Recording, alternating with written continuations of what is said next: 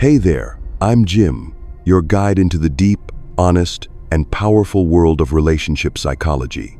And today, we're diving into a question that keeps so many people up at night. What actually melts the avoidant partner and makes them emotionally available? If you've ever loved someone who keeps their distance, who makes you feel like you're doing all the emotional heavy lifting, then this video is for you.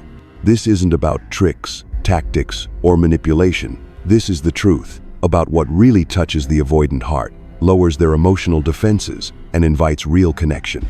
We're going to break down why they pull away, but more importantly, how you can stay grounded in yourself while navigating that distance. I'll show you what actually gets through to them, not through begging, not through overgiving, but through calm presence, self-respect, and emotionally secure connection. And if you've ever wondered, is there any way they might start leaning in instead of pulling away? Don't skip a single second of this video. Hit subscribe so you don't miss any of the content that helps you love smarter and stronger. And now, let's jump in.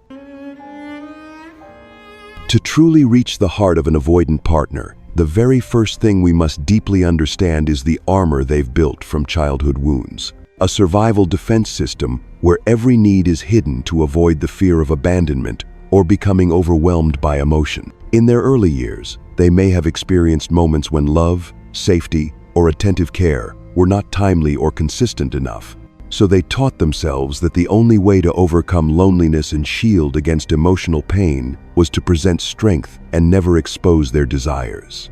Consequently, at the slightest signal of closeness, they don't celebrate, but immediately raise invisible walls, withdraw into an emotional shell, making any attempt at connection feel like arrows wasted against an impenetrable fortress. However, our goal is not to charge in and tear down that wall at all costs. This only intensifies the pressure and fortifies the defenses, but rather to make them believe that there is no danger outside those walls. On the contrary, what lies beyond is a safe space where they can breathe freely, relax, and even have the right to ask, to cry, to share without fear of loss. This process starts with how we show up, not with an intrusive attitude, constantly demanding they open up at any cost, but with a steady, consistent presence, unshaken by any wave of their emotional tides. When they go silent, we don't rush to fill the void with pressure-inducing questions. Instead, we simply remain calm, demonstrating that silence does not spell the end or withdrawal of love. When they pull back, we gently remind them that we are still here unchanged, without blame or demand. Each time this occurs, their armor records a new experience, that the world outside their walls bears no resemblance to the painful memories they associate with it, but is instead entirely different. It is a place of unconditional welcome, where safety exists, where their feelings are honored. With every such moment, their trust in the shared space is reinforced. They start seeing that revealing their needs doesn't harm them further. Rather, it strengthens the bond, slowly softening their heart. This is the beginning of genuine connection, not a bond forged through self-destructive sacrifice or pleading, but built on the foundation of inner stability, self-respect, and the belief that giving and receiving can both happen safely. When the avoidant partner realizes that lowering their wall isn't tantamount to facing peril, but is instead embracing a new path toward mutual bonding, they will begin to unveil the emotional parts they once hid. And precisely in the moment they start placing that first small seed of trust, we have succeeded in melting their armor, not through force, but through the power of consistency, respect, and a safe shared space. And the moment we skillfully plant in their mind the belief that the world beyond their walls harbors no danger, we shift the emotional flow to a pivotal principle: calm, pressure, free presence. For when they subconsciously suspect that any closeness spells risk, an avoidant partner will easily ignite fear and frantically withdraw. They don't need reminders or coercion. They need a steady, serene energy to perceive that there is no threateningly gentle stillness and unconditional patience. When they pull back, resist the urge to patch the silence with hasty questions. Why are you so quiet? What are you thinking? Don't I matter to you? Because one more question can be the final nail sealing the door they've cracked open, driving them deeper into their inner world. Instead, learn to remain calm, like a silent rock amid a rushing stream. Hold your ground, stay present, silently but unbowed, open-hearted, but not probing their wounds, ready to listen but not chasing them. Imagine yourself as a tranquil lake, reflecting the sky without a ripple. When the wind gusts, the water may shimmer, but it soon settles again. Be the same. Allow them to unleash emotions, to withdraw, to rebuild their walls, but don't get swept away yourself. Through that steadfastness, you send a powerful message. Even if the door closes, this home remains open for you. Trust that over time, this weighty silence will awaken their sense of security. From that silence, sometimes a small gesture, a soft hug when they return, a check-in text that doesn't demand an instant reply, a warm, unspoken gaze is enough for them to recognize the difference. You don't need them to explain. You just need them to know you are here. From there, they begin to loosen the wall not out of fear of loss, but out of curiosity to rediscover the safety of closeness. And once that sense of security is touched, the emotional current extends. They no longer withdraw to protect themselves, but gradually start believing that sharing emotion won't lead to loss. Rather, it becomes the bridge enabling deeper mutual connection. When they go silent, you stay silent with them. When they step back, you steadfastly move toward them. This process is neither swift nor easy, but it is precisely this patient quietude that penetrates their core. They learn to trust your consistency and the safe space you provide. This is how a person who guardedly builds an invisible defense wall becomes curious. Curious to see if this time the wall won't be torn down but gently opened. Curious if this time their feelings can be accepted rather than punished. When they realize this, they begin to reveal themselves gradually, a bit of anxiety, a touch of doubt, a longing for closeness, and you, with your unspoken calm, become living proof that their emotional world can be held safely. So, the next chapter of this journey isn't persuasion or compulsion, but maintaining that calm, pressure-free presence every day, every moment. When silence is no longer a threat, they will willingly ease the distance. And in that moment, their heart will begin to open genuinely and sustainably for the very first time, transitioning from calm, pressure-free presence, and having softened their defenses to spark genuine curiosity. We now embrace the next principle, curiosity without judgment. Once you've tuned into a safe frequency listening to their silence, you can gently open the door for emotions to surface without coercing an outcome. Resist the urge to demand, "Talk to me right now," or expect them to express themselves perfectly. Instead, take control of the rhythm with open-ended questions full of genuine interest but devoid of probing into their deepest fears. For example, rather than saying, "Why are you so quiet?" you might say, "I'm curious about what you're feeling. Whenever you're ready, I'm here to listen." A simple message like, "Take your time, I'm always here," or "No pressure. Share whenever you feel comfortable," carries the power to shatter their fear of losing control. This kind of curiosity, free from conditions or judgment, allows an avoidant partner to realize for the first time that expressing emotion isn't weakness, but an honored journey. When you ask in a calm tone with steady eye contact, they understand you truly care about their internal experience, just the result or forcing them to change. Genuine curiosity is like light illuminating a hidden corner, exposing suppressed feelings such as anxiety, confusion, or simmering anger emotions that previously led them to build higher walls whenever they sensed danger. But this light doesn't judge, it simply reveals and allows these feelings to exist. In practice, you can pair a simple affirmation with an inviting question to create a ripple effect. Could you share with me moments that made you feel uneasy? I'd love to understand so we can face them together. This message both invites and empowers them to choose the timing and words that feel right. The crucial factor is to honor your original promise, not to press follow-up questions, not to demand clarity, but to remain silent and receptive when they are ready. That is the foundation on which safe curiosity thrives. When they begin to gingerly reveal bits of themselves, perhaps a single word, a short sentence, or a momentary tremor in their voice, not rush to interpret or critique. Instead, let that moment expand and repeat your affirmation. Take as much time as you need, "I'm here," or "It's okay if you don't have the words yet." Let your feelings guide you. Each repetition soothes their fear of losing control and reinforces trust in the shared space. Over time, they cease to dread your questions because they no longer feel like graded tests. Instead, They cultivate their own internal curiosity. Can I trust and let myself relax here?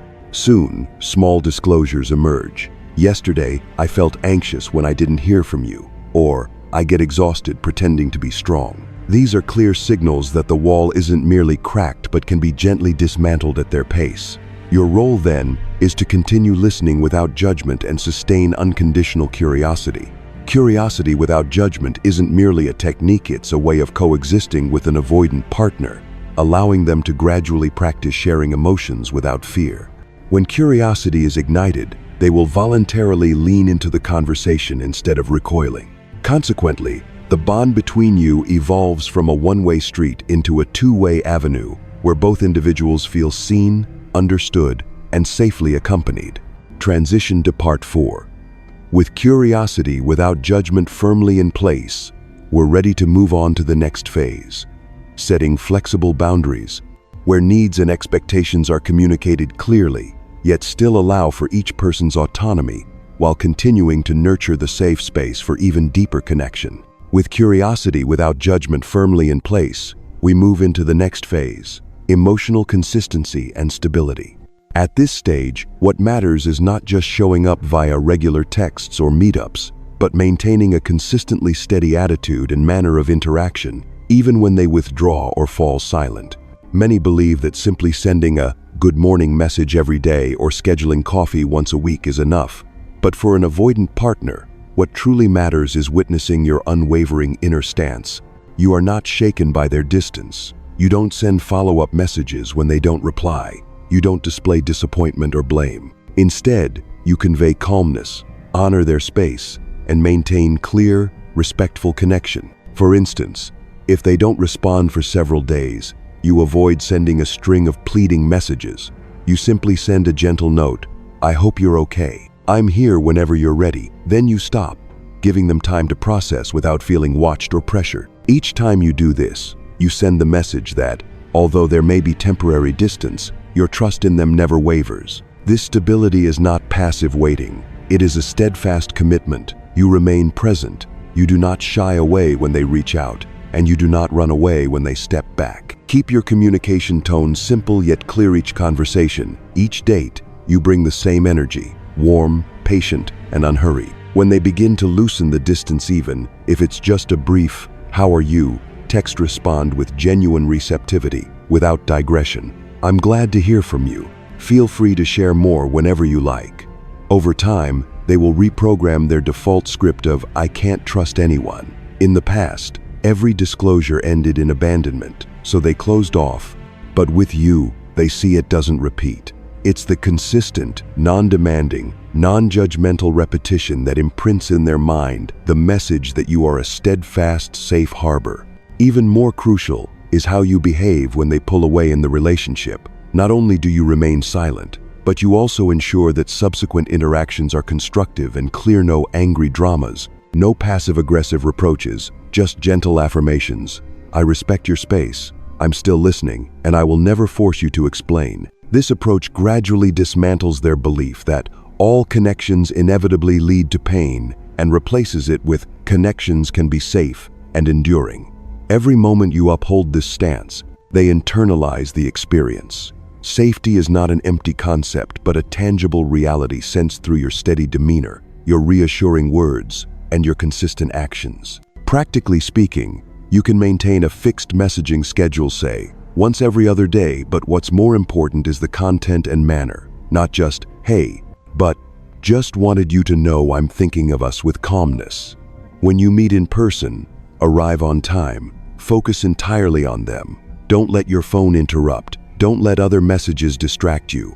This uninterrupted presence is a nonverbal declaration of your genuine commitment to the relationship. It is this silent language that swiftly reprograms their "can't trust anyone" mindset, because they realize you are truly there and will never deceive or abandon them unexpectedly. Ultimately, emotional consistency and stability not only encourage them to open up more, but also lay the groundwork for deeper sharing of personal needs and boundaries. When they know you keep your word, don't get angry, and won't walk away, they feel safe to reveal their most hidden corners. From there, the relationship transcends their inherent fears and enters a phase where both parties feel secure, respected, and eager to journey together. When everything you share is received with calm acceptance, the final layer of armor melts away, and two hearts can genuinely connect. Having planted the seeds of curiosity without judgment, we now gracefully transition into Phase 4, establishing flexible boundaries and cultivating safe space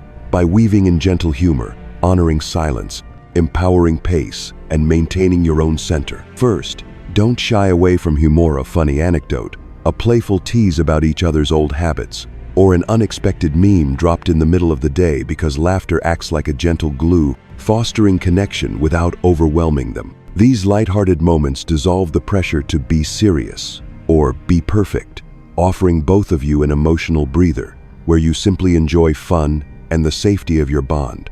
Next, gift them space.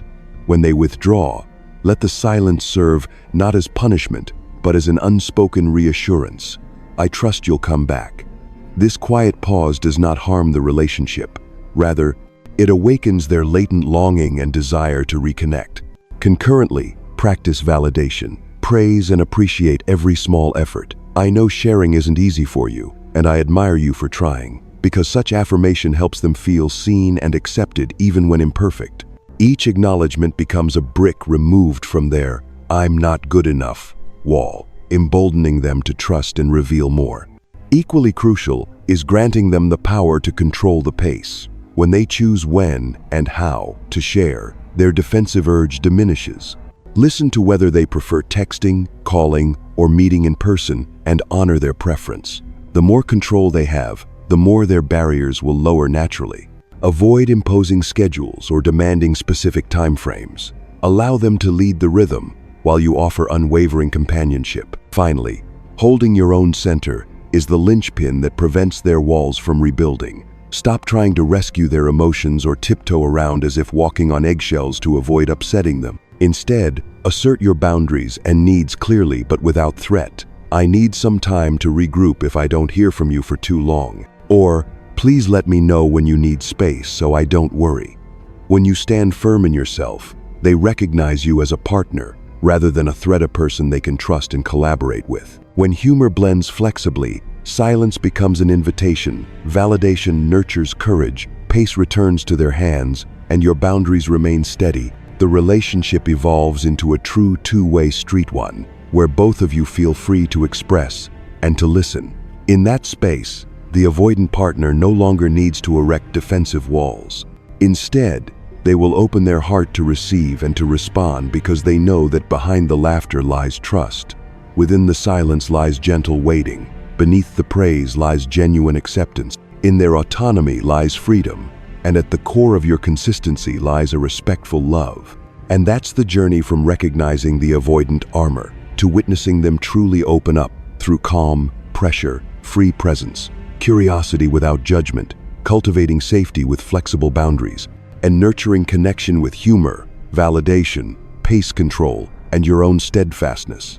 Remember, there's no instant magic switch, but your consistency and authenticity will, day by day, erode their fears, remove each defensive brick, and ultimately invite them to receive and reciprocate.